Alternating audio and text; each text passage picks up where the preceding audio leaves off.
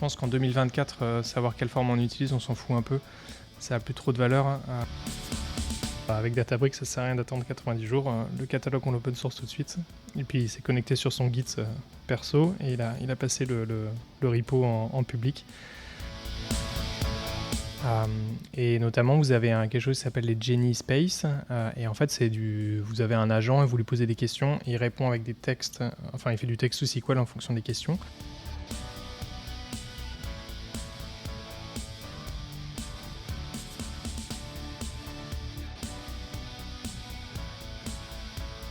Ce podcast est possible grâce à ses contributeurs et animateurs, mais aussi aux sociétés qui le sponsorisent.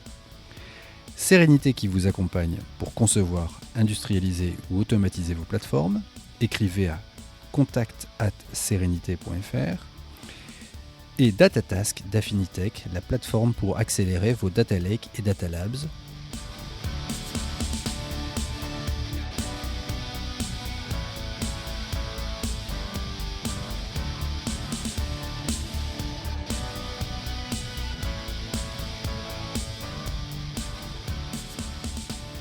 Bonjour à toutes, bonjour à tous, bienvenue dans un nouvel épisode du Big Data Hebdo. Le Big Data Hebdo, c'est le podcast francophone de la data et de l'IA.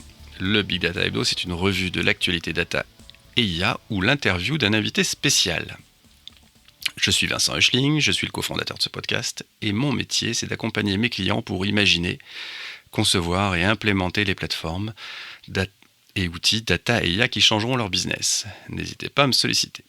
Alors, comme chaque mois de juin, s'est déroulé le Databricks AI Summit.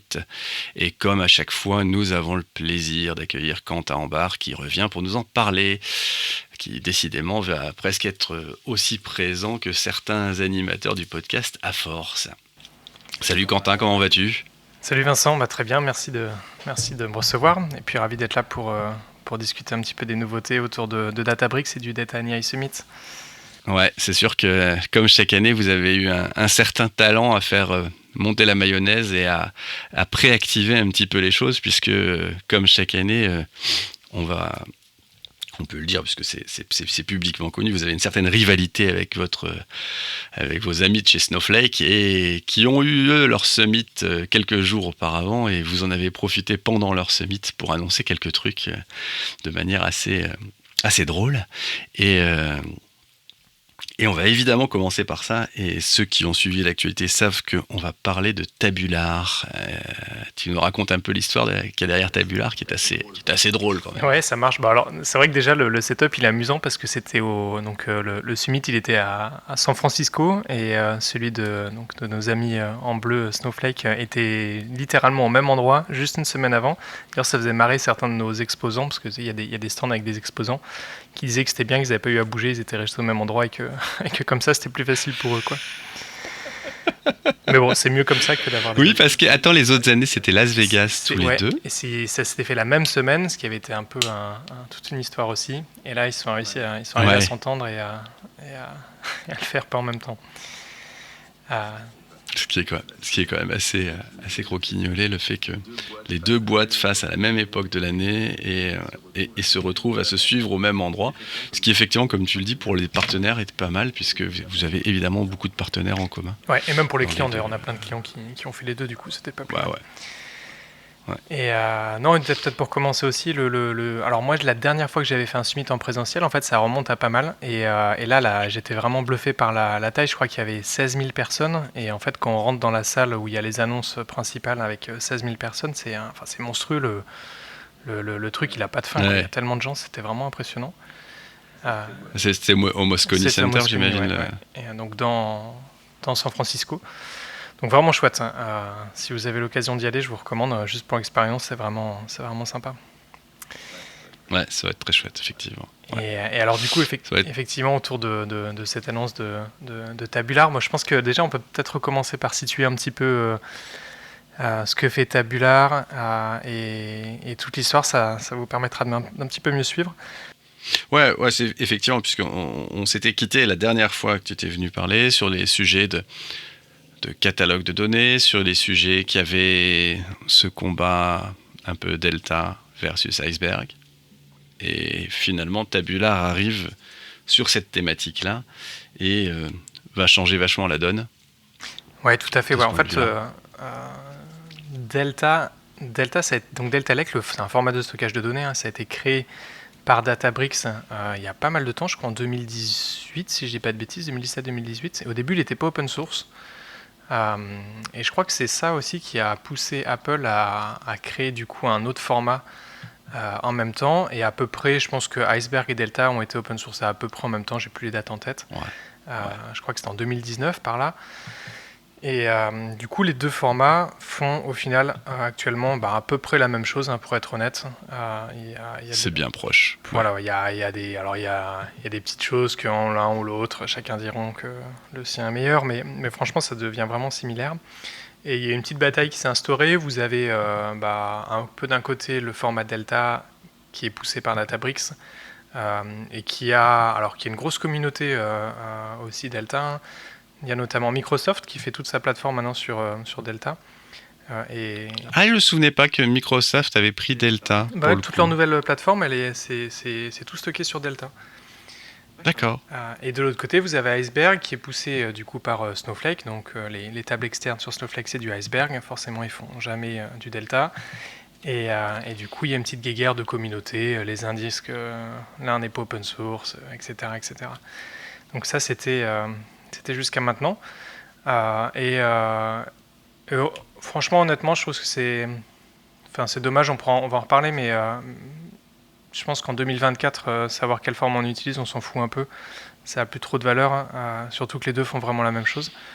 Donc, ce que j'allais dire, moi j'ai testé les deux, et les deux apportent le même niveau de feature. Alors peut-être que effectivement, pour celui qui fait des job Spark, Delta va être un peu plus pratique, un peu mieux intégré.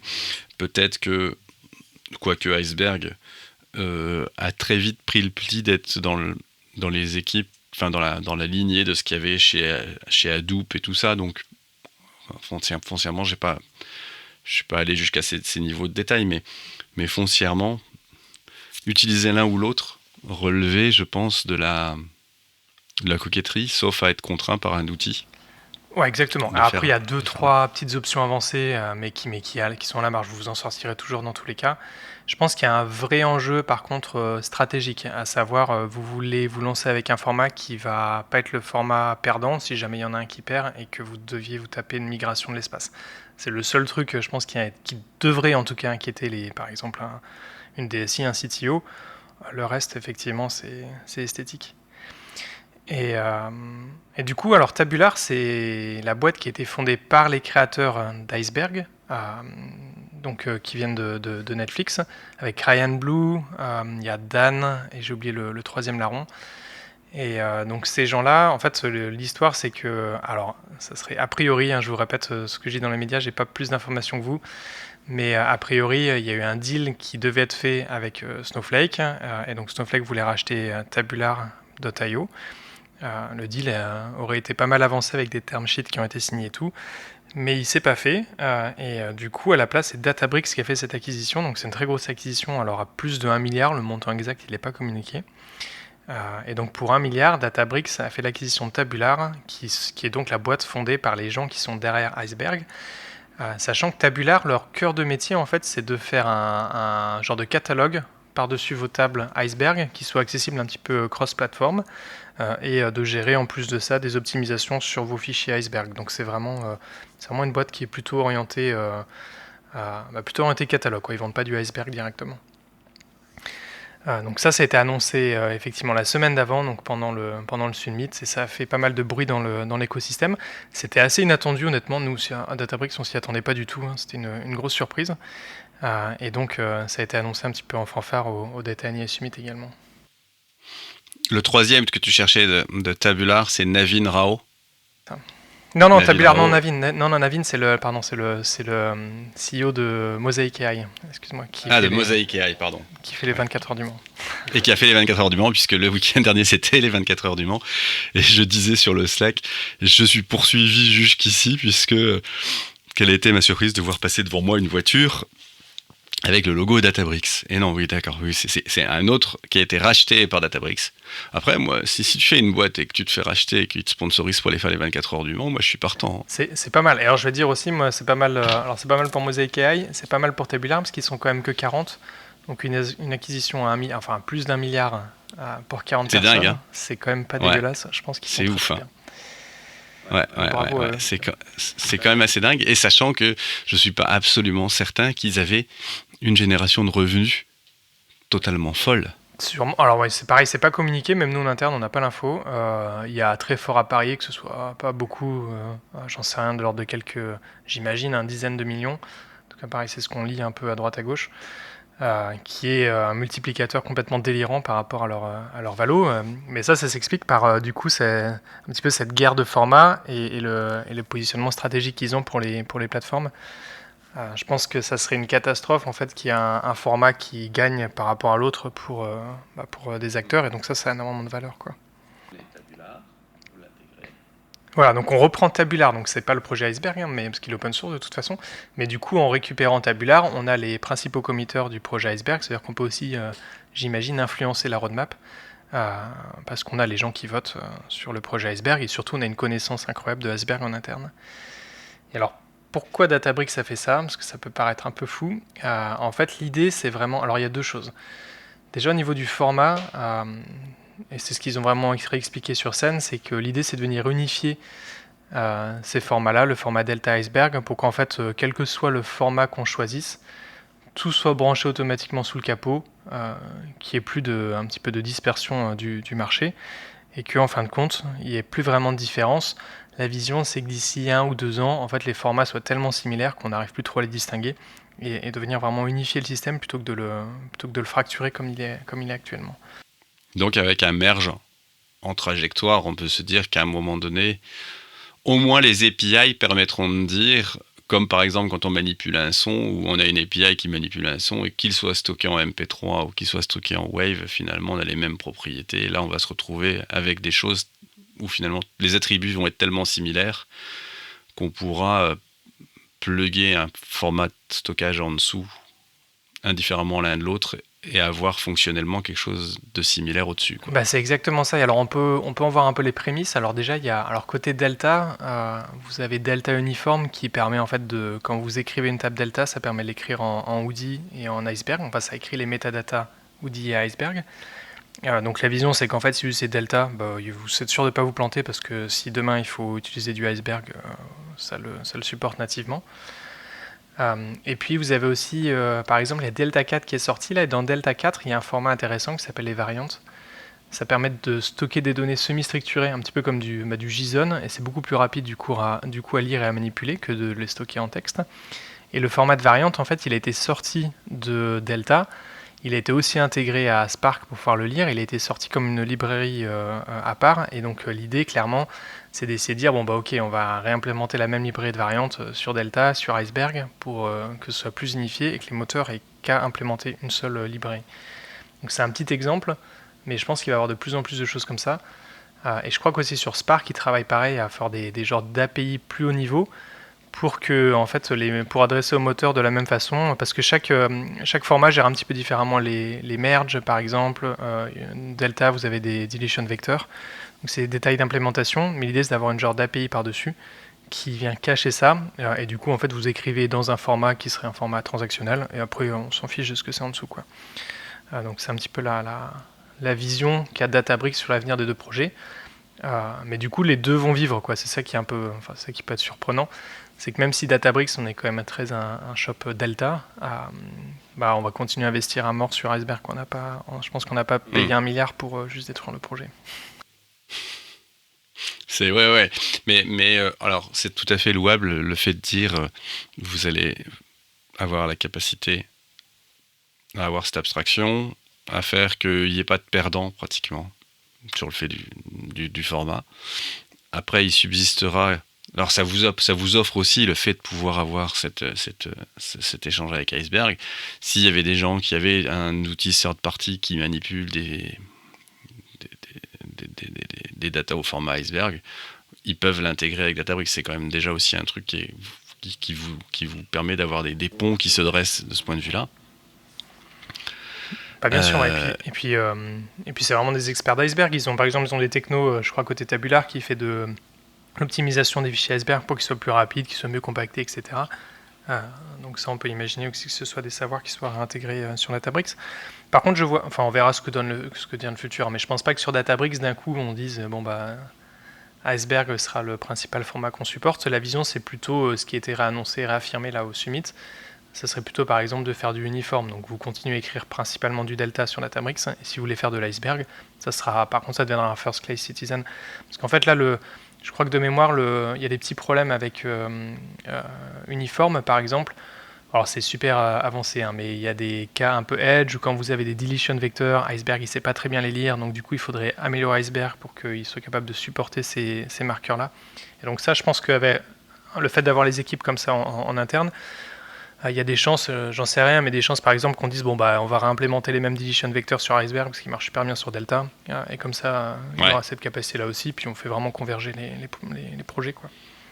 Et dans tous les cas, de toute façon, le format Iceberg reste open source et reste utilisable par Exactement, par et chacun, indépendant quoi. surtout. Alors même si du coup on a pas mal de committers, Snowflake ils ont essayé de récupérer plein de committers, ils leur ont fait des gros chèques je pense pour qu'ils viennent les rejoindre aussi, pour essayer un petit peu de balancer les pouvoirs, ce qui est très bien parce qu'il faut quand même que ça reste des projets indépendants, quoi. Et cela étant, tu disais tout à l'heure qu'il subsistait quand même une prépondérance du format Delta quand on est dans Databricks. De toute façon, quand on regarde Snowflake, la meilleure manière et celle que Snowflake propose par défaut et sur lesquelles toutes les features sont présentes, c'est stocker ces données dans Snowflake, pas de les stocker dans de l'iceberg au départ. Donc à un moment donné, c'est assez légitime que vous ayez un format optimisé qui va offrir plus de performance, plus de features, et ainsi de suite, quand il est utile, quand vous êtes dans Databricks, et d'avoir une compatibilité avec un format extérieur pour faire de l'échange. Je veux dire, c'est le cas de toutes les bases de données. Tu prends une ClickHouse, elle marche vachement mieux sur ses données au format ClickHouse dans son store interne, mais tu peux monter des tables sur des fichiers parquets qui sont à l'extérieur, mais jamais le fichier parquet ne sera le mode de fonctionnement nominal de ces tables. Donc c'est assez logique ce que tu dis là. Ouais, c'est logique, et je pense que la vision vraiment c'est du coup d'avoir ce que tu dis, sauf que ça sera exactement les mêmes performances, qu'à la fin ça sera le même système, quoi. Je pense que c'est la vision d'ici 2-3 ans. Alors, Tabular est un catalogue. Tout à fait, exactement, et on en vient à la partie la plus croustillante, de cet de événement. la chose. Du coup, effectivement, alors ce qui est intéressant de noter, c'est que Tabular, leur business principal, c'est du catalogue plutôt que de vraiment vendre de l'iceberg. De toute façon, l'iceberg, c'est open source. Et du coup, Databricks a annoncé pendant ce summit-là qu'on open sourçait Unity Catalog. Donc Unity Catalog, c'est le catalogue de données qui est sur Databricks depuis 3 ou 4 ans maintenant, et qui permet de gérer l'intégralité de vos données, donc tout ce qui est vos tables, mais aussi les fichiers, enfin les données non structurées, par exemple vos fichiers ou des données qu'on stocke dans des blobs, et également toute la partie modèle, avec des fonctions, des modèles, et toutes ces choses qui vont autour de ça. Et alors du coup, le petit drama et la petite histoire croustillante, c'est que en apprenant le rachat de Tabular de Databricks, et en apprenant que Databricks allait open sourcer son catalogue, Snowflake a annoncé la semaine d'avant open sourcer son propre catalogue. Mais alors comme j'imagine qu'ils ont fait ça un petit peu au dernier moment, un petit peu en réaction, et qu'ils n'avaient rien de prêt, ils l'ont open sourcé en disant que ça serait disponible sous 90 jours. Donc quand vous allez voir le site du catalogue, ça dit il n'y a rien, et sous 90 jours on va open sourcer ça. Et du coup pendant le summit, il y a Matei qui a annoncé MLF open source et qui expliquait comment ça fonctionne, etc. Et qui affichait une grosse slide quand est-ce que ça sera prêt, Unity Catalog open source, et avec quelque chose affiché en gros, pourquoi attendre 90 jours. Et du coup il est monté sur scène en disant avec Databricks ça sert à rien d'attendre 90 jours, le catalogue on l'open source tout de suite. Et puis il s'est connecté sur son Git perso, et il a passé le repo en public pour que tout le monde y ait accès. Et ça a été donné à la fondation Linux au même moment que le projet a été accepté. Donc c'est un petit peu le troll et le mélodrama du summit. Il y a un côté quand même très, très trompette et fanfare quand même dans l'affaire. Quand même. Bon, carrément, et puis c'est vraiment un jeu. Enfin, c'est toujours le même jeu qu'il y a depuis le début, où c'est un peu des trolls d'ingénieurs qui se renvoient la balle comme ça. Je pense que les deux boîtes ont effectivement de toute façon ce côté trollesque chevillé au corps et chaque année on attend notre quota de bonnes histoires comme ça entre vous deux, quoi. C'est quand même assez marrant. Exactement, la petite histoire un petit peu fun. Mais du coup, tout ça pour dire que je pense que la vraie, à mon avis, en tout cas, ça devrait être l'ordre des choses. Je pense que les formats, c'est devenu une commodité un petit peu maintenant. Iceberg, Delta, franchement, on s'en fiche un peu. Par contre, il y a une bataille qui reste à gagner, c'est celle du catalogue. Et je pense qu'il y a un intérêt sur tout l'écosystème qui est complètement dingue. Si on arrive à avoir un système de catalogue qui soit ouvert et qui unifie vraiment les systèmes, ça nous permettrait d'avoir des choses qui soient, moi que je trouverais vraiment super. Là, la démo qu'ils ont fait pendant le summit, c'est vous créez vos tables sur Spark, donc on a un catalogue, on crée un schema, on crée sa table, et ensuite on se connecte, je crois que c'est sur DuckDB, et sur DuckDB ils font un liste des tables, et puis hop, ils voient toutes les tables qui ont été créées de la même façon, et vous avez aussi vos fichiers, vous avez vos modèles, et du coup ça vous permet d'unifier les contrôles d'accès, enfin vous avez vraiment tout qui devient centralisé. Et si ça c'est implémenté avec les mêmes API, d'ailleurs Unity Catalog ça supporte tous les restes API d'Iceberg par défaut. Et si ça c'est implémenté sur toutes les plateformes, ça serait super. Enfin, ça permettrait à tout l'écosystème d'en bénéficier. Vous pourriez être sur n'importe quel système, sur Redshift, et vous lisez vos tables qui sont sur Databricks ou sur Snowflake. Et c'est facile de rajouter dans Unity Catalog des objets qui ne sont pas prévus au départ pour être managés par Unity Catalog comme comment ça s'appelle, d'autres types. Tu vois, typiquement, je fais l'exemple d'Open Metadata, qui lui a des API ouvertes et te permet de rajouter un objet de données, te permet de rajouter un objet de traitement, et avec l'API REST, de faire des ingestions manuelles de ces items pour pouvoir les lister. Et donc, ça te permet de couvrir des choses sur lesquelles il n'y aurait pas le connecteur au départ, quoi. C'est une bonne question. J'ai pas regardé en détail. Parce que tu vois, le gros challenge du catalogue comme ça, c'est ce qu'on va retrouver pareillement chez Microsoft, où ils ont leur Purview, qui est leur catalogue, mais qui ne couvre que des choses de l'environnement Microsoft, ou presque. Il y a peut-être sûrement des choses à côté, mais évidemment. Et on va retrouver des choses comme ça. Et donc, c'est toujours... Ou chez Google, par exemple, tu prends sur GCP, le catalogue qui est intégré à GCP, il couvre... si ta donnée n'est pas dans BigQuery, c'est mort, quoi. Un truc pour résumer. Donc, à un moment donné, c'est toujours la même question, c'est dans quelle mesure je suis capable d'intégrer dedans aussi des assets de mon patrimoine qui ne sont pas à l'intérieur de la plateforme, quoi. Moi, j'imagine qu'ils ont prévu ça, notamment parce que par exemple sur Databricks maintenant, ils ont annoncé des choses comme des fonctions, mais aussi des metrics, qui sont des objets dans le catalogue. Et les métriques, en fait, ça permet de venir définir comme un ensemble de fonctions, une petite fonction en fait, qui sort un résultat. Par exemple, calcule-moi le churn, et du coup on sait que pour calculer le churn, il faut multiplier telle et telle colonne. Et donc ça, c'est des objets qui sont dans le catalogue, qui sont super utiles. En fait, on fait ça notamment parce que ça permet au LLM derrière, quand on lui pose la question comment calculer le churn, de savoir comment calculer le churn. Et ça, je pense que ça, c'est intégré au catalogue Unity de Databricks, et j'imagine qu'ils supporteront quelque chose comme ça pour la partie open source bientôt.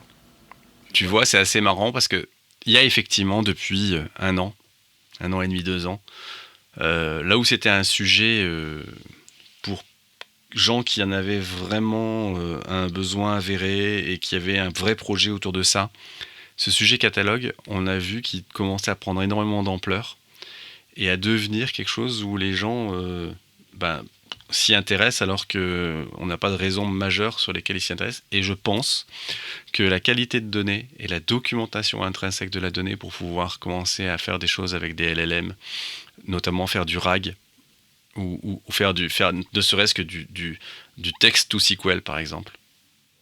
Tu fais pas de text to SQL si tu n'as pas un catalogue qui te permet de savoir à partir de comment est calculé telle grandeur métier dans l'entreprise et comment et le sous-jacent de cette grandeur métier, où est-ce qu'on la retrouve, dans quelle table et ainsi de suite. Si tu n'as pas de catalogue, t'es mort, tu peux pas le faire ça. Et je pense que le LLM a été un sacré accélérateur sur ce sujet des catalogues en fait. Ça, ouais, je suis vraiment d'accord. Et on le voit, nous, on a sur Databricks, ce qui a été annoncé s'appelle AI BI. En gros, c'est du BI avec de l'AI injecté partout. Et notamment, vous avez quelque chose qui s'appelle les Genie Space. Et en fait, vous avez un agent et vous lui posez des questions. Il répond avec des textes. Enfin, il fait du texte SQL en fonction des questions. Et il se sert vraiment à fond du catalogue, tout ce qui est lineage, la description des colonnes pour comprendre ce qu'il y a dedans, etc. Et surtout des métriques, parce que je ne sais pas, par exemple, si on lui dit quel est mon revenu sur la région IMIA, IMIA, ça dépend un petit peu, la définition, elle dépend un peu de chaque boîte. Est-ce que, je sais pas, est-ce que il y a Middle East ou ces choses-là, ça dépend de tout le monde.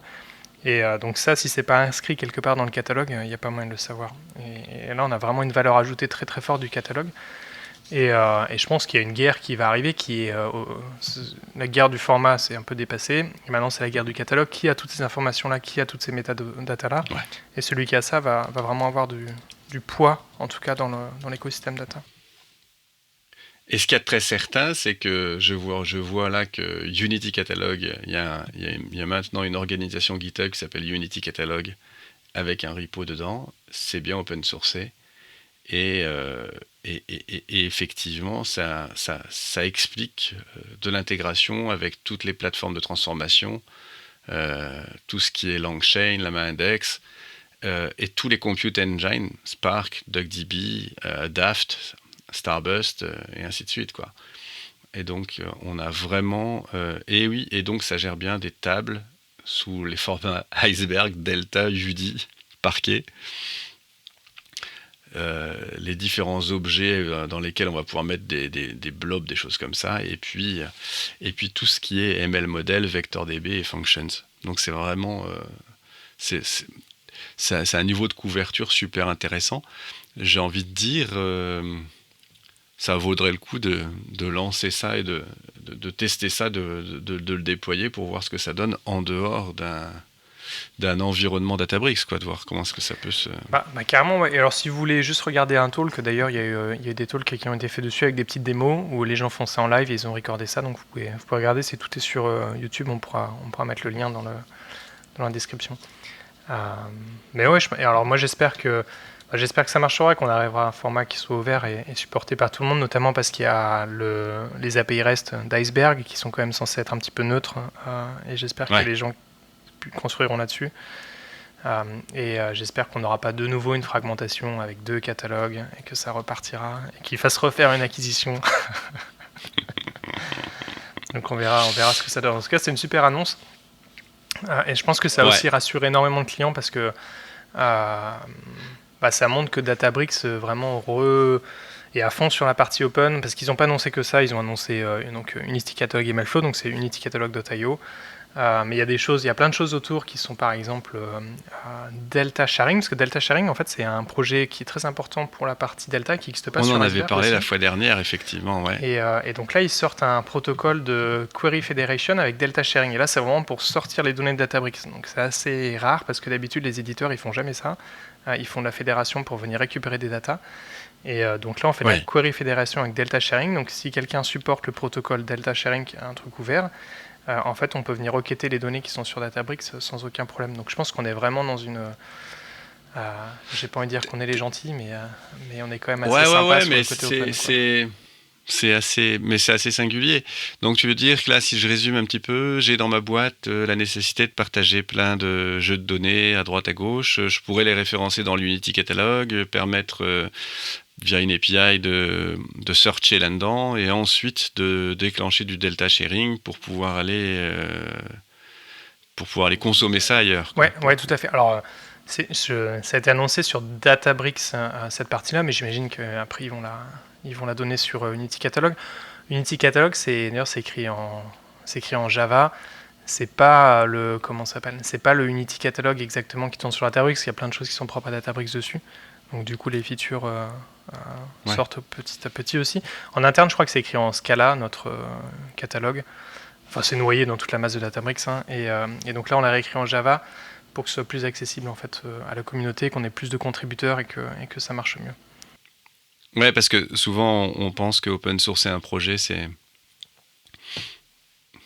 faire ce que Matei a fait, appuyer sur le bouton public dans GitHub, mais il y a plein de codes qui tournent dans des entreprises qui sont incapables de pouvoir passer le cut pour pouvoir être mis en Et ça a un coût qui est complètement open source. C'est très dur à gérer. On le voit avec Delta. Franchement, Databricks au début et Delta, là, on a fait un boulot de merde avec la communauté. C'est pour ça qu'on s'est attiré un peu les foudres avec des gens qui nous disaient qu'on n'était pas open et tout. Ça demande un boulot et une communication vraiment sans faille. Et ça a un coût qui est dingue, parce que ça ralentit aussi à mort en interne, parce que du coup, il faut tout aligner avec son nom interne et la communauté. Il faut aller au rythme de la communauté et pas à son rythme. Enfin, c'est très compliqué. Ouais, c'est clair. Donc voilà pour la partie un petit peu Unity Catalog et on va dire Iceberg Delta. Et sur la partie data, il y a Spark 4 qui va sortir avec du coup ces notions un petit peu d'abstraction, les types de variantes. Il y a Spark Connect qui est le gros truc on va dire, sur lequel capitalise à fond Databricks, qui permet de séparer complètement le driver des exécuteurs. Donc ça, c'est un truc très important aussi pour Databricks, notamment sur toute notre offre serverless qui a été annoncée là, parce que maintenant tout passe serverless sur Databricks. Donc en fait tout.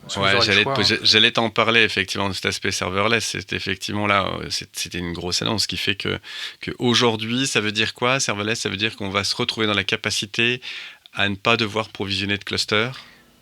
Ouais, c'est ça. Ouais. Et en fait, tu cliques là pour démarrer un workspace serverless Databricks, tu fais 2 clics et du coup ton workspace il est provisionné pour toi et tout tourne chez Databricks.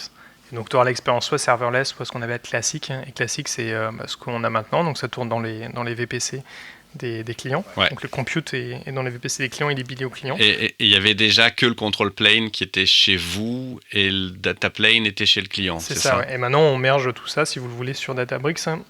Pour vraiment simplifier l'onboarding, parce qu'il y a la moitié des gens en fait, pour lesquels ça n'a pas de valeur que ça tourne chez eux et qui veulent juste un service simple plutôt que se faire chier à tout installer, quoi. Et donc ça a plein d'avantages. Ça permet d'avoir les clusters qui démarrent instantanément, ça permet de simplifier tout le setup. Et toute la base de ça tourne sur Spark Connect. Donc c'est pour ça aussi que Databricks a investi à fond là-dessus sur Spark Open Source, qui continue. D'ailleurs, j'étais surpris, les équipes de Spark Open Source sont beaucoup plus grosses que ce que je pensais. Je pensais qu'il y avait 2-3 pelés qui travaillaient sur Spark chez Databricks, mais pas du tout en fait, c'est une grosse équipe. Ouais, donc continuer à faire évoluer Spark, c'est ce qui est quand même quelque chose qui maintenant, Spark doit quand même être pas loin de fêter... je crois 2012, un truc, quelque chose comme ça. C'est 2012, hein, ouais. Il doit au moins avoir 14 ans. Il doit avoir 14 ans c'est une belle... c'est vrai que c'est quand même un sacré projet, quoi, qui a réussi à tenir aussi longtemps, moi je trouve ça étonnant qu'il n'y a pas un concurrent clair qui s'est dégagé. Non. Parce que nous, Spark en interne, on l'a réécrit en Photon, toute notre exécution maintenant elle est plus sur Spark. Alors il y a 2-3 projets comme ça, notamment je crois qu'il y a Microsoft un peu qui bosse dessus, j'ai oublié le nom, ça va me revenir. Il y a 2-3 projets comme ça qui sont un petit peu sortis et qui essayent de pousser, mais bon, je trouve qu'on a... Non, et puis même des concurrents de fond, il y a eu Google Dataflow, Apache Beam, on sait ce que ça a donné, ça n'a pas marché tant que ça. Il y a le truc des data artisans, comment il s'appelle Oui, j'ai un trou de mémoire ici, mais je vais te remettre qui te parle. Qui a été racheté par Flink. Flink, ouais. Flink, ça n'a pas pris non plus. Alors que Flink, ils avaient un sacré modèle. Et d'ailleurs, ça a été annoncé aussi ça sur la partie transformation, quelque chose qui se rapproche de Flink avec des transformations en millisecondes. Je crois qu'ils montraient des pourcentiles 99 de transformation à genre 10 ou 20 millisecondes sur des écritures depuis Kafka à Kafka. Donc vraiment faire des transformations en live qui soient low latency. Sans qu'il y ait de gros time qui étaient jusque là, par exemple quand on écrivait les checkpoints, tous ces gens là, donc ils sont arrivés à les faire disparaître. Donc c'est vrai que Databricks, Spark commence à avoir un peu les mêmes features, ils se sont remis au streaming et ils se rapprochent de Flink, et nous on voit pas trop Flink sur le marché. Je sais pas comment ça marche avec l'intégration à Kafka, je sais pas si... Aucune idée là-dessus. Et donc, puisque tu parles un petit peu de transformation de données, vous avez fait une annonce sur un outil, on va dire, low-code. Tout à fait, ouais. Alors ça, c'était pareil, c'est un peu la surprise parce que même nous en interne, on avait l'information à moitié, mais on s'y attendait pas. C'était trop beau pour être vrai parce que Databricks, c'est quand même une boîte de geeks où on aime bien faire des choses un peu compliquées. Et donc là, on a annoncé Lakeflow qui, pour une fois, est quelque chose de super haut niveau. Donc Lakeflow, il y a 3 composants majeurs. Vous avez une brique d'ingestion. Donc si vous vous rappelez, Databricks, ça a fait l'acquisition d'une boîte qui s'appelait Archeon je pense qu'il y a 1 an à peu près. Ouais. Et Archeon, c'est les spécialistes de CDC pour venir capturer toutes les bases du type Oracle, MySQL, Postgre, donc ce genre de bases opérationnelles. Et donc se brancher dessus avec un agent pour venir capturer les données et les restocker dans Databricks. Et il y a aussi, en plus de ça, toute une partie CDC sur des bases plus fonctionnelles, enfin métiers, du type Salesforce, Google Analytics, ce genre de plateforme. Et du coup, avec Lakeflow, vous avez un composant qui est vraiment en quelques clics sur une UI, vous permet de venir dire ok, dump-moi l'intégralité de mes bases, je sais pas, Salesforce ou MySQL sur ma table Delta. Donc on est vraiment sur de l'ingestion pure de données. Et ça va être ça c'est la première brique qui arrive, elle est en private preview. Alors ça c'est vraiment top parce que ça va simplifier la vie d'un sacré paquet de clients. Parce que faire du CDC c'est quand même très compliqué. Et avoir une solution clé en main qui le fait intégrer à la plateforme, ça sera vraiment top. Donc ça, c'est la partie ingest. Donc c'est comment récupérer les données et venir les stocker sur Databricks. Je pense que pour Databricks, c'est super intéressant parce que il faut de la donnée pour que derrière, on arrive à produire de la valeur. Donc être capable d'accélérer l'ingestion, c'est super important pour nous.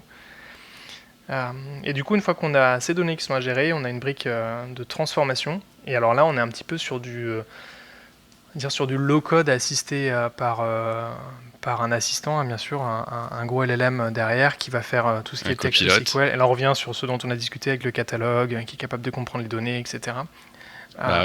Et du coup, qui vous permet d'écrire vos transformations. Ça peut être, je prends les données d'un Kafka, je les réécris dans un Kafka, et on voit du coup les briques de transformation qui se construisent au fur et à mesure avec une petite UI qui permet de construire tout ça. Donc ça, je trouve que c'est super intéressant parce que ça va permettre d'étendre un peu le marché aux gens moins techniques sur Databricks et d'avoir une couche beaucoup plus haut niveau. Donc je pense que ça ouvrira vraiment le public avec lequel on peut s'adresser, quoi. Ouais, on va vous mettre le blog qui parle de Lakeflow dans les notes. Et on voit bien que ce Lakeflow, on retrouve un langage pour les transformations, là, pour le pipeline. Qui est un truc très descriptif, create sync, machin, enfin. Ouais, create sync, ensuite on fait un flow et du coup on branche l'output sur le sync. Et ça va être.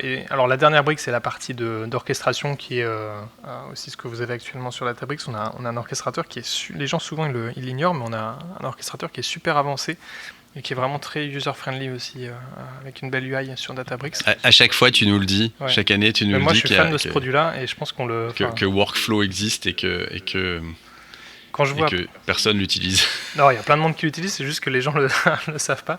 Mais quand je vois la galère que c'est de setuper tous les orchestrateurs du monde à côté, à quel point c'est compliqué et enfin moi ça me hérisse les poils à chaque fois que j'ai besoin de faire je sais pas, un Airflow ou un truc comme ça. Je trouve ça vraiment complètement tordu. Ouais, je te rejoins là-dessus, mais pleinement. Et du coup, je trouve que c'est vraiment une super valeur ajoutée.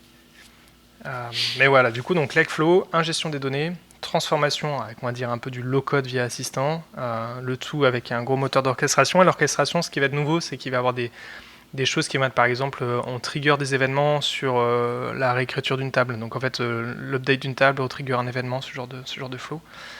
Et alors sur la Databricks, on avait déjà Delta Lifetable, et je pense que Delta Lifetable, ça va être le moteur en fait qui va tourner en dessous. Delta Lifetable, on le voit déjà parce que c'est le cas sur, par exemple, quand vous créez un index sur Databricks, ce genre de choses. Delta Lifetable, ça devient un petit peu le moteur qui fait tout tourner. Et donc je pense que ça, c'est une couche d'abstraction qui va être au-dessus, quoi. Ouais.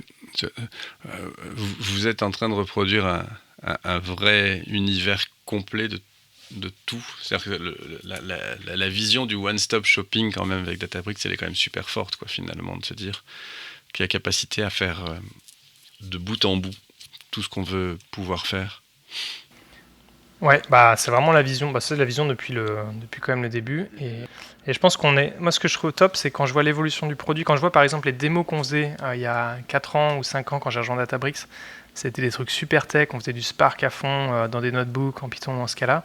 Et maintenant, on arrive à faire des démos où en fait, bah, on ouvre l'assistant, on lui pose une question en SQL, ou alors on utilise bah, du coup ce Lakeflow là, on fait 2 clics et ça crée 2 transformations. Donc il y a vraiment une motion qui est de venir simplifier toute la stack. Donc on a le moteur qui est en dessous qui est ultra performant et maintenant on se concentre vraiment à faire en sorte qu'il soit plus accessible et à vraiment simplifier ça pour, je pense, Ouais. pour venir adresser tout le marché, quoi. Parce que jusque-là, il y a 5 ans, il fallait être un expert Spark. Et maintenant, vous êtes un analyste. Mais oui, tu sais que ça a toujours été effectivement cette grande question qui est de dire, quand tu as des clients, moi je me souviens d'avoir eu des réunions avec des clients qui disaient ah mais est-ce qu'on pourrait pas utiliser Databricks pour ça? C'est dans des cas de figure où ils voulaient avoir des analystes métiers. Ah bah, J'en dis non, ouais, c'est pas fait. c'était le cas. Hein. Il y a 4 ans, c'était une catastrophe. Hein.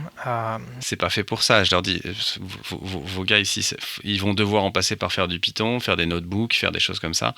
C'est vraiment pas fait pour ça. Et là, on se rend compte que finalement, ça peut commencer à devenir une réalité, surtout avec ces assistants slash copilotes boostés à l'IA Gen.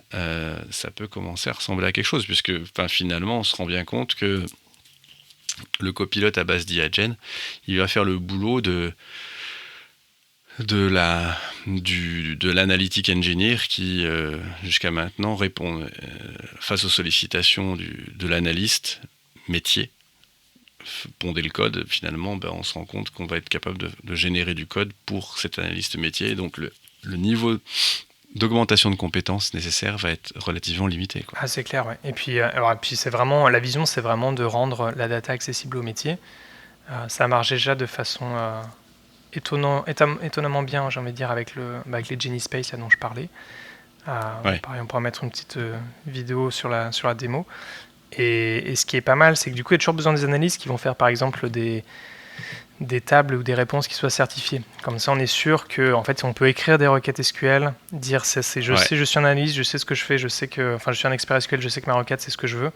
Et du coup, en fait, on peut la certifier. Comme ça, on dit au moteur que si la réponse à cette question, c'est cette requête-là SQL. Et du coup, ça aide le moteur à dire, OK, j'ai répondu, mais je sais ce que... Enfin, je suis pas en train de te faire un mytho, parce qu'il y a déjà un analyste qui m'a posé la question et qui me l'a certifié, quoi.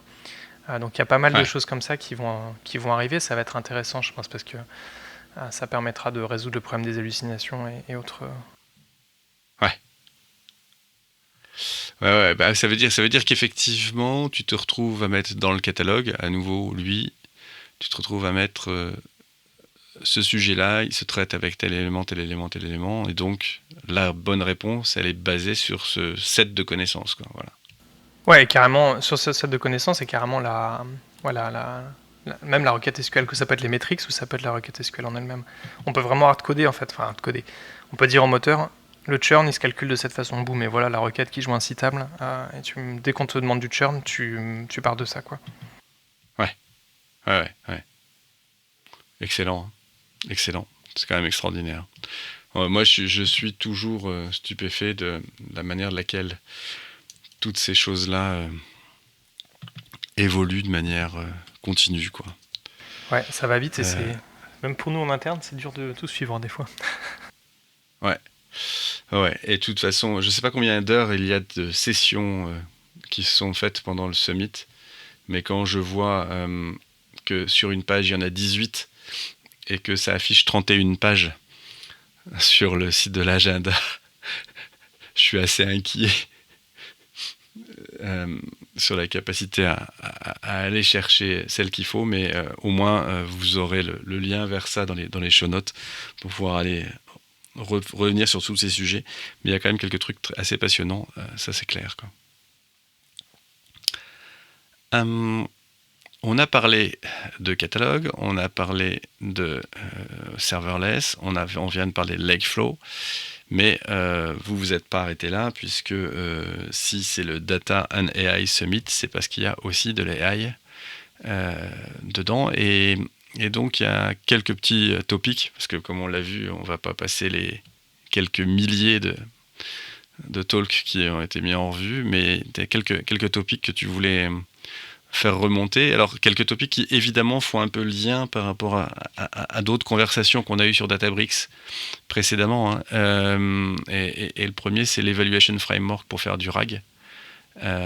Donc, le RAG, si on pose un petit peu le problème d'un Evaluation Framework pour faire du RAG, c'est que comment est-ce que je me garantis que je suis capable de donner la bonne réponse plusieurs fois, puisque il y a toujours ce truc-là. Comment est-ce que je me garantis que en ayant ajouté des documents dans ma vector database, j'ai pas fait drifter la manière à laquelle je réponds. Et c'est un vrai sujet nous on voit, on a fait des projets RAG avec des clients, la phase de recette du RAG est super longue, doit être super minutieuse, pour être certain que le truc il est pas à côté de la plaque dans ses réponses, quoi. Et ça c'est et en fait on a découvert que en termes d'outillage c'était pas terrible, quoi, ce qu'il y avait sur le marché. C'était pas terrible et c'est ce pourquoi Databricks a sorti son évaluation framework, donc c'est sous la houlette Mosaic AI. Donc Mosaic, c'est la boîte rachetée par Databricks l'année dernière à 1,4 milliard avec Navin, donc le CEO de Mosaic qui a fait les 24 heures du Mans.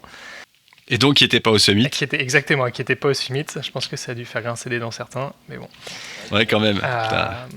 Du coup, l'évaluation framework, alors, ce que je trouve pas mal, je vais essayer de vous expliquer tout ça, vous allez voir, c'est super intégré, je pense que c'est ce qui fait sa valeur. Donc l'idée, c'est de dire, en fait, dès que vous créez un agent, donc un agent, c'est une petite application, genre par exemple une chain LangChain, qui fait du RAG. Donc du RAG, les étapes, c'est on a la requête du client, on calcule un embedding de la requête du client, on vient requêter la base de vecteurs pour trouver des documents qui pourraient répondre à cette question.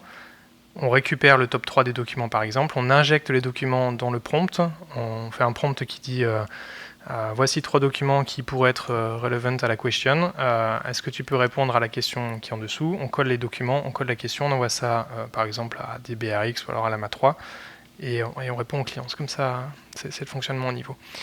Donc du coup quand on crée cette chaîne-là, donc la chaîne c'est ce qui fait toute cette glue qui va requêter les documents, qui crée les embeddings, etc. Et qu'on déploie le modèle, il faut ensuite l'évaluer. Donc il faut regarder si elle marche bien ou pas. Et ça, c'est assez dur. Il n'y a pas de secret, en fait, il faut le faire à la main. Les LLM as a judge, ça marche pour certaines métriques, mais c'est assez dur à vraiment généraliser. Et du coup, ce que fait Databricks, c'est quand vous déployez votre agent, en fait, automatiquement pour vous, on démarre une application qui est un genre de chatbot avec une API pour faire des reviews. Du coup, ça vient vous dire, voici par exemple, donc cette application, vous pouvez donner l'accès à des gens du métier chez vous. Donc par exemple, vous en tant que data scientist, vous déployez le RAG, vous le mettez en ligne et vous envoyez ça à Thierry, qui est votre expert métier, en lui disant, tiens, pose des questions et regarde si ça a du sens et si le LLM y répond bien. Et du coup, vos experts se connectent, ils n'ont pas besoin d'avoir un compte Databricks, vous leur donnez accès, ils se connectent. Ils peuvent soit poser des questions pour tester le LLM, soit carrément vous leur assignez en fait des questions qui sont des questions qu'ont posées des clients sur lesquelles vous savez que le LLM il a mal répondu, parce qu'il y a une API de feedback. Donc par exemple, vous savez, vous pouvez mettre par exemple pouce en bas, pouce en l'air, et si c'est des pouces en bas où le client il a répondu un truc en disant c'est pas du tout ça, on peut le capturer, et du coup ils sont flagués comme étant à review.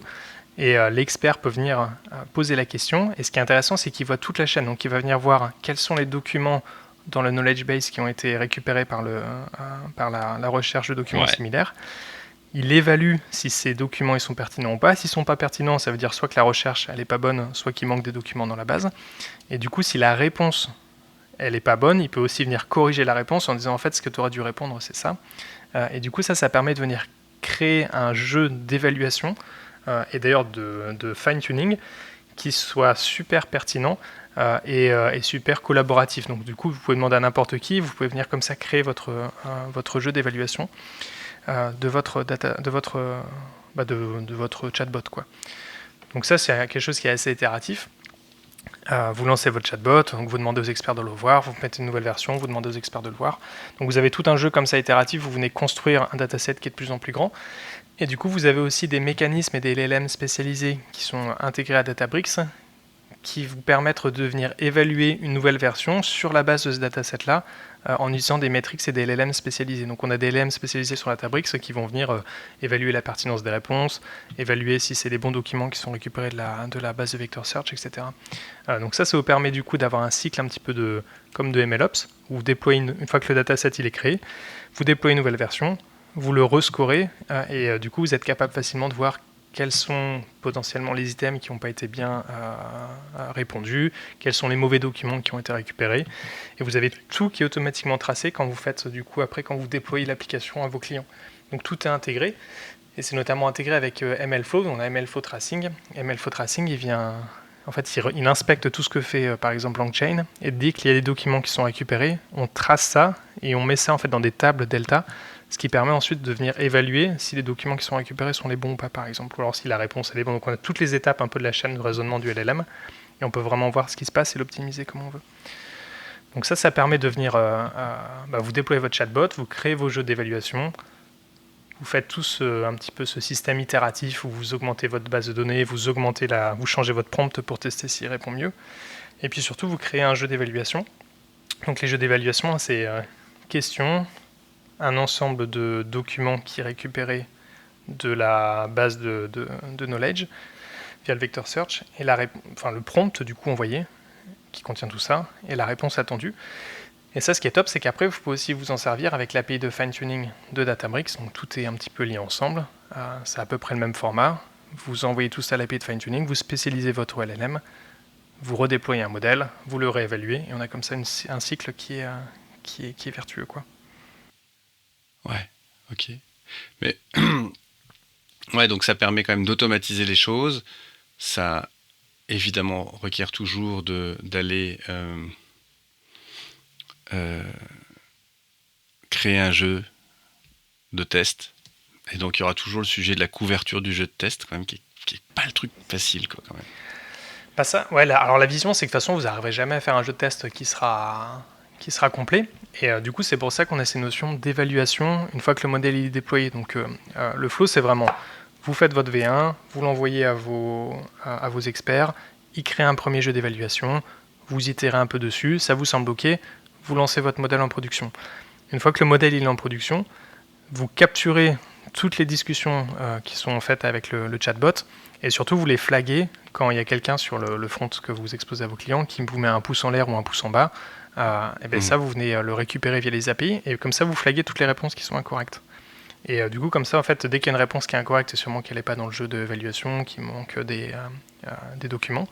Et comme ça, vous améliorez au fur et à mesure la pertinence de votre chatbot. Ok. Donc, si vous voulez tester ça, on a mis à jour la démo parce que c'est disponible. Là, c'est en public preview. Il y a la démo DB démo de RAG qui inclut ça, donc vous pouvez vous amuser à tester. Et vous avez même le front-end qui est déployé dans une Lakehouse application, qui sont du coup les nouvelles applications qui sont déployées sur Databricks, où vous pouvez déployer en gros des images Docker et faire tourner vos apps. Donc là, ça tourne sur du Gradio. Du Lakehouse Application, tu vois, bah ça pour le coup, on n'avait pas prévu d'en parler, et je me posais tout à l'heure la question de dire, mais est-ce que maintenant on est capable de hoster une petite application ou une API? Ouais, tu m'as donné la réponse. Ouais, alors l'API, vous pouvez les faire avec des modèles endpoint, ça peut être n'importe quoi en dessous, hein, et c'est vrai qu'une application avec un front et du HTML, quoi, vous avez les Lakehouse Applications qui doivent aller en public preview, je pense, dans 1 ou 2 mois, quelque chose comme ça. Ouais. Donc ça va être top, ça va permettre d'avoir toute la chaîne. Ouais, excellent.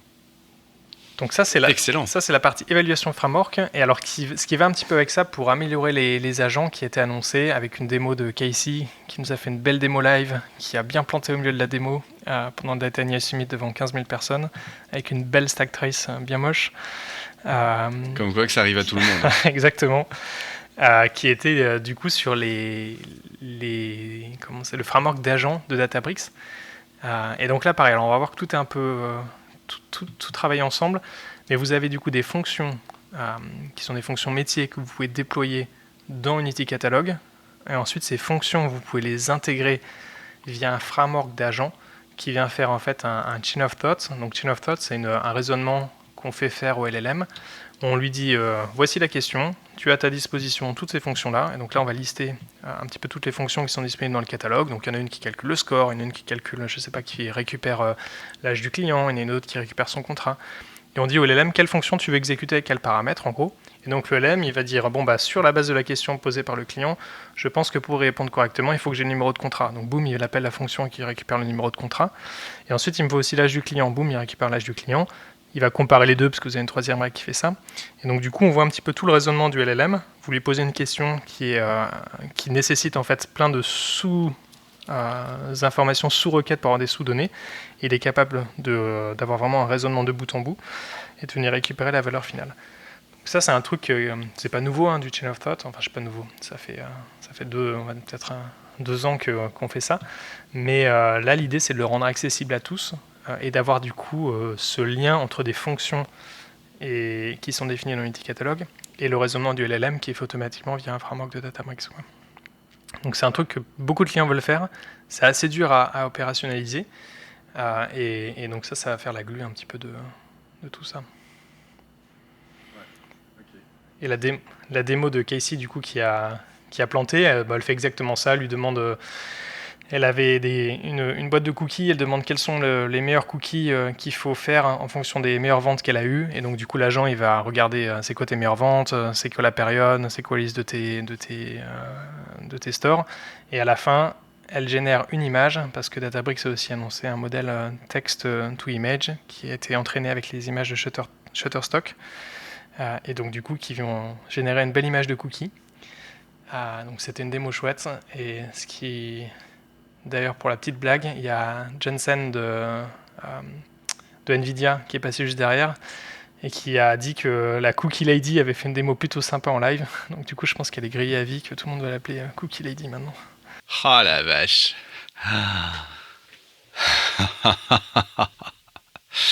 Ouais, c'est quand même rude. C'est quand même rude cette histoire. Excellent.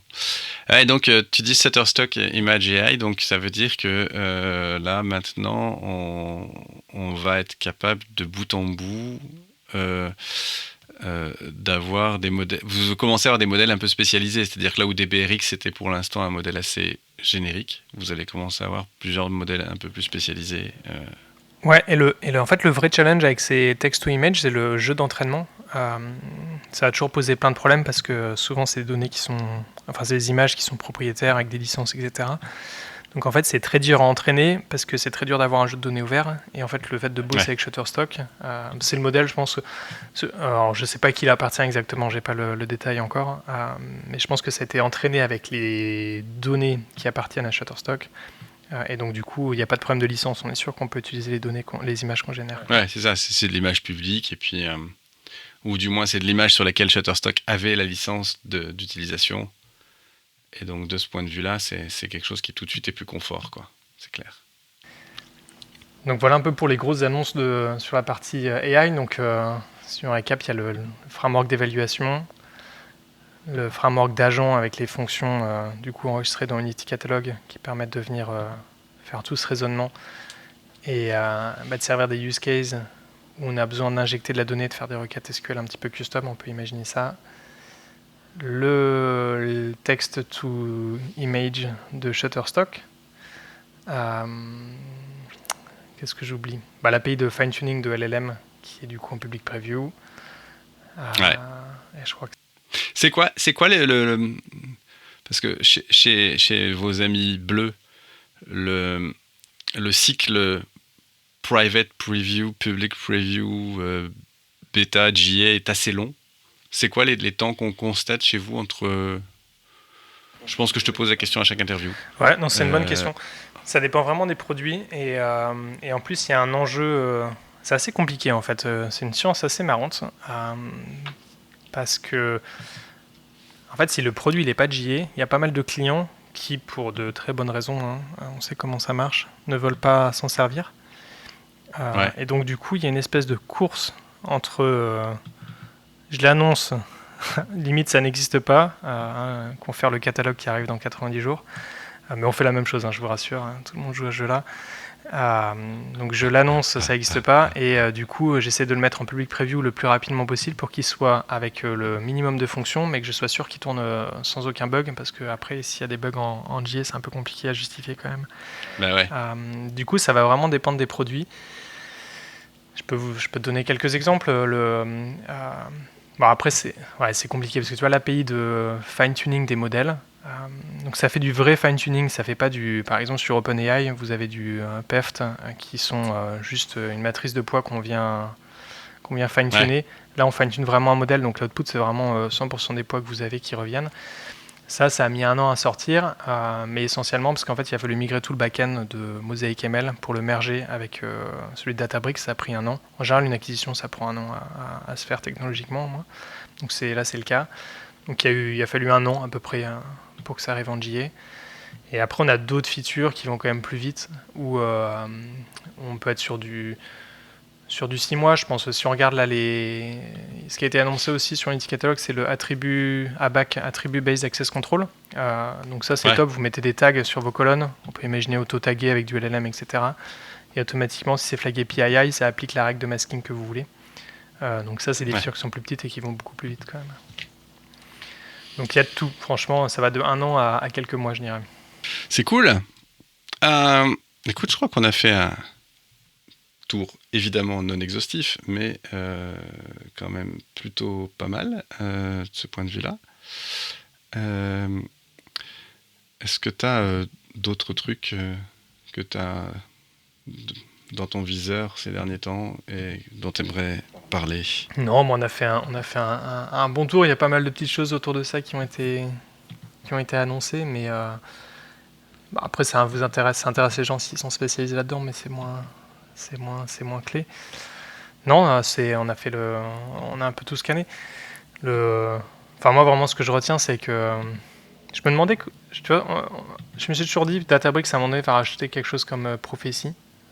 Je sais pas si tu vois ce que c'est Prophecy, c'est le truc où tu fais du clic, tu drag and drop sur Spark en fait, une petite boîte à côté, qui est du coup très proche de Databricks, de toute façon c'est leur business, c'est de faire une couche par-dessus. Et en fait je me dis que maintenant, ces trucs-là, la prochaine génération, ça va vraiment être du code assisté, quoi. Bon, ce qu'il y a de certain, c'est qu'on va quand même voir assez vite derrière que sur ce genre de machin-là, comme tu dis... Est-ce que moi je me pose toujours la question de quelle va être l'évolution de la UX avec tout ça. Je crois assez mollement au fait qu'on ait des trucs qui soient vraiment en texte ou quelque chose pour tout. Je pense qu'à un moment donné ça aura ses limites. Mais ce qu'il y a de très certain, c'est que des choses qui, en termes du UX, justement avec le drag and drop, étaient censées faciliter l'interaction, et notamment, je pense aux outils low code et tout ça. Je pense que eux, ils se sont pris de plein fouet la Gen AI, et leur business model est quand même sacrément remis en question, quoi, de ce point de vue-là. Ouais, non, ça c'est sûr. Après, je sais pas, le Texas SQL, on peut quand même imaginer un monde où tu aurais ces fameux catalogues qui sont interconnectés et tu arrives à avoir quand même un descriptif assez clair de tes données d'entrée et expliquer ce que tu veux en sortie. Et vu que tout est quand même pas mal décrit, moi j'y crois pas mal que ça va te faire un bon 80% du boulot, quoi. Moi, je crois surtout à une chose, c'est que effectivement, autour du catalogue, le truc très fastidieux de je te remplis de catalogue, je te mets que telle propriété, c'est tel truc. Je me demande s'il va pas y avoir très rapidement des providers qui vont, sur la base de tous les catalogues qu'ils maîtrisent, qu'ils ont sur tous leurs clients, ils vont mettre en commun le fait qu'une colonne, quand elle a telle caractéristique, telle distribution de données ou je ne sais quoi, on est capable de générer sur cette base-là un jeu de test, une description, le data contract qui va avec, enfin ce genre de choses-là. Ça c'est une certitude. Et d'ailleurs tu l'as déjà sur Databricks, là tu as une option qui est en fait on a un modèle spécialisé qui est disponible derrière, hein, et tu cliques sur un bouton, ça vient scanner toute ta table, donc ça, en gros, ça fait un describe des colonnes, ça calcule la cardinalité, plein d'informations comme ça, Ouais. ça l'envoie au LLM, et le LLM, il te retourne une description, et du coup, cette description-là, elle est injectée quand on fait du text to SQL. Donc ça permet d'avoir des champs qui ont des noms un peu pourris, et malgré ça, on vient regarder ce qu'il y a dedans, le LLM, il comprend ce qu'il y a dedans avec une première étape de pré-processing, et ensuite, on augmente la capacité de générer du SQL. Et ça peut aller plus loin avec des choses comme tu dis, c'est une certitude que ça va arriver. Ouais, c'est évident. Je pense que ça, on n'y coupera pas. Et il y a encore une grosse marge de progression de ce point de vue-là. Quentin, on te suit toujours sur LinkedIn ? Sur LinkedIn, ouais. Et vous allez voir, on a enregistré des petites vidéos sympas. Je suis en train de me transformer en influenceur youtubeur avec Youssef, qui fait tout le boulot. C'est Youssef qui lead tout ça. Donc merci à lui. Et puis on va publier du coup sur notre newsletter qui s'appelle Next Gen Lakehouse un petit peu tous les résumés du summit et vous faire quelques vidéos. Et on a un super invité qui arrive. Moi, je peux vous le dire un peu pour le fun. On a réussi à avoir Jonathan Frankel qui est le lead, qui est le Chief AI à Databricks et qui nous parle un petit peu de comment ils ont entraîné DBRX, toute la secret sauce derrière. Donc on l'a interviewé pendant 1 heure. Et on va sortir ça bientôt. Donc, je vous enverrai le lien sur le Slack. Excellent. Écoute, je suis ravi de t'avoir eu pour débriefer de tout ça, avec une latence de même pas un week-end entre la fin de l'événement et le moment où on enregistre. Donc, c'est vraiment super, je te remercie. Passionnant, comme toujours.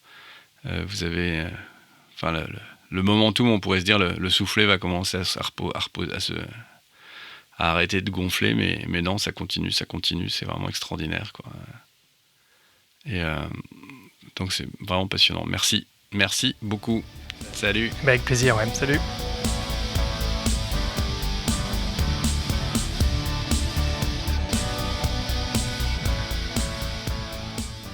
Merci d'avoir écouté ce Big Data Hebdo jusqu'au bout. On vous serait reconnaissant de nous noter sur vos apps de podcast et d'abonner 2 de vos amis.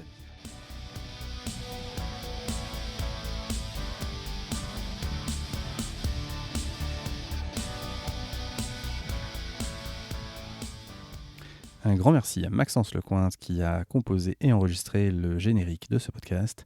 Retrouvez-le sur le Slack. À très vite.